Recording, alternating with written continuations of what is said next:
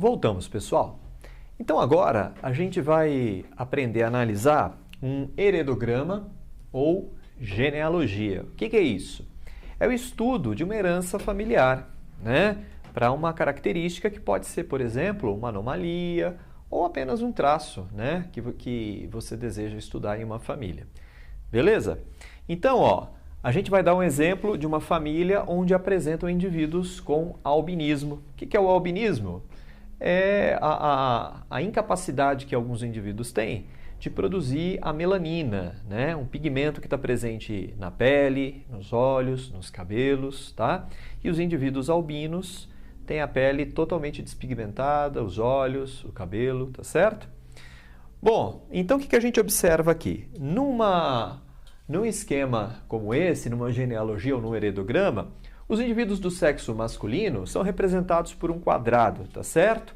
E os indivíduos do sexo feminino por um círculo, tá? Então, quadrado homem, círculo mulher, tá? Os casamentos, pessoal, são representados, por traços horizontais que unem o casal, tá certo? Mas quando o traço é pela parte superior e não pela parte lateral, isso representa, que são indivíduos irmãos, tá? O traço vertical mostra que esses indivíduos são filhos desse casal. Tudo bem? Cada geração é representada com números em algarismos romanos, tá? E os indivíduos dentro de uma geração são numerados com algarismos arábicos, tá certo? Então, 1, 2, 3, 4.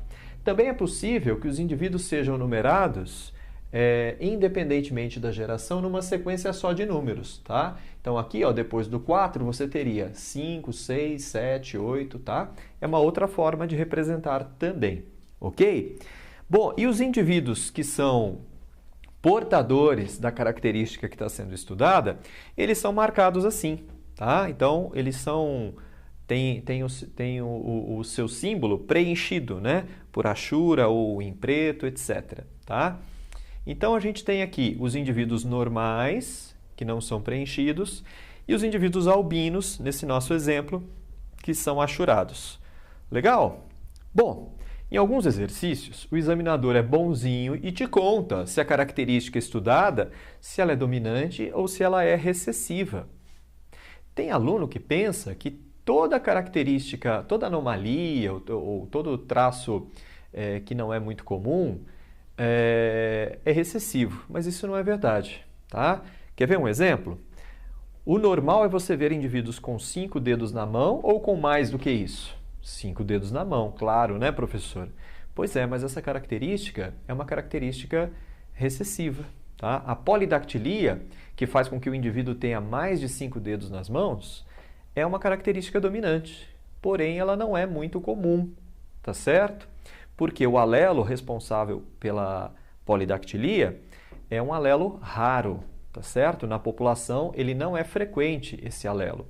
Então a grande maioria dos indivíduos são homozigotos recessivos para polidactilia e, portanto, são normais.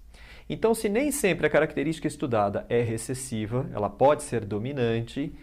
Se o examinador não me conta se a característica é ou não dominante, se ela é ou não recessiva, eu tenho que descobrir isso sozinho.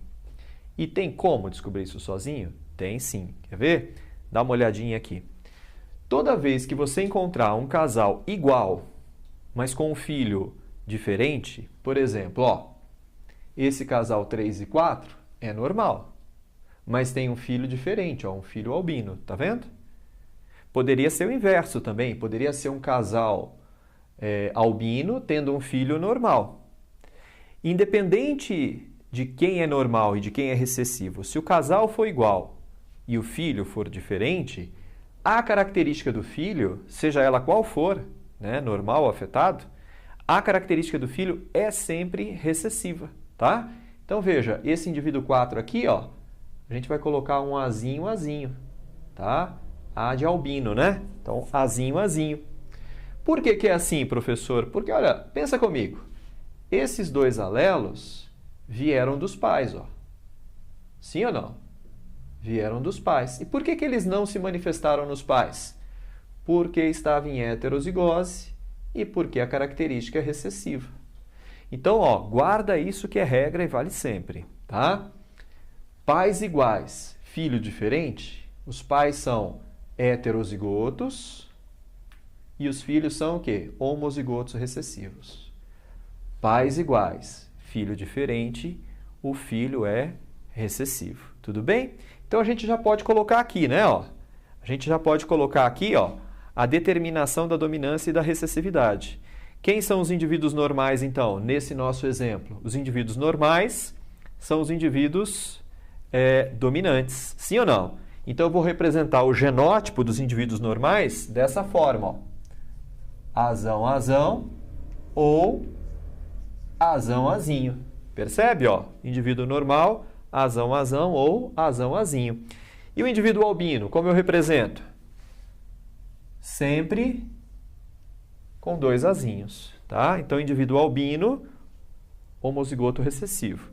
Indivíduo normal pode ser homozigoto dominante ou heterozigoto, tá? Lembra disso? O que é um alelo dominante? O que é um alelo recessivo?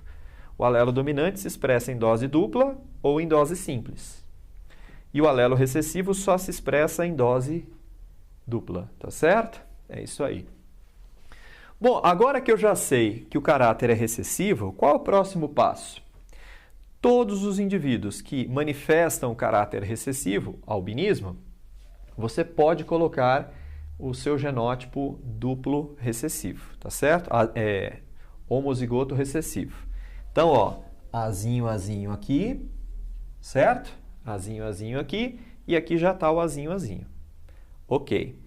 Agora, como é que eu vou avaliar os indivíduos normais, né? Porque eu tenho duas possibilidades, tá vendo? Ó, azão, azão ou azão, azinho. Mas o que que é fato? O que que é certo, né? Que nunca muda. Pelo menos um azão, olha aí, ó, todo indivíduo normal tem. Ó, de novo, pelo menos um azão, todo indivíduo normal tem. Então a gente vem em todos eles e coloca inicialmente azão, traço, tá certo? Ó, azão, traço, para todo mundo, né? Esse já está definido, não precisa. Azão, traço, azão, traço e azão, traço, tá? Bom, vão ter algumas situações, pessoal, em que o genótipo não pode ser definido, tá certo? Há situações em que o indivíduo com caráter dominante não pode ter o seu genótipo definido. Então vamos ver se isso acontece aqui ou não, tá? Olha só, esse casal tem um filho homozigoto, sim ou não? Então esses dois azinhos aqui vieram dos pais. Um veio daqui e o outro veio daqui, certo? Então esse casal é heterozigoto. Tranquilo? Agora, esse indivíduo aqui, ó, ele tanto pode ter recebido, suponha que ele tenha recebido o azão do pai. Suponha, pode ter sido da mãe também, mas suponha que tenha sido do pai. O que que a mãe mandou? Ela pode ter mandado um azão e ele é normal. E se ela tivesse mandado o azinho, também seria normal. Então não dá para definir, né? Fica indefinido. A gente deixa uma interrogação aqui, ó. Não é possível definir, tá? Então, uma interrogaçãozinha aqui. Não dá para definir. Tá certo? O indivíduo 2 também, né? O indivíduo 2 da geração 3 também. Fica uma indefinição aqui, ó. Não dá para definir também. Ok? A mesma situação se repete aqui. Ok? E aqui também, né, pessoal? Como não há nenhum filho duplo recessivo, não dá para saber aqui se ele é homozigoto ou heterozigoto, tá certo? Então, os indivíduos que têm o seu genótipo definido são os indivíduos da geração 1, 3 e 4, os indivíduos da geração 2, 2 e 3, e nenhum indivíduo da geração 3 com o fenótipo dominante pode ter o seu genótipo definido, tá? E todos os indivíduos com caráter recessivo são homozigotos, tá ok? Então é isso aí. Espero que você tenha entendido. Isso é tudo.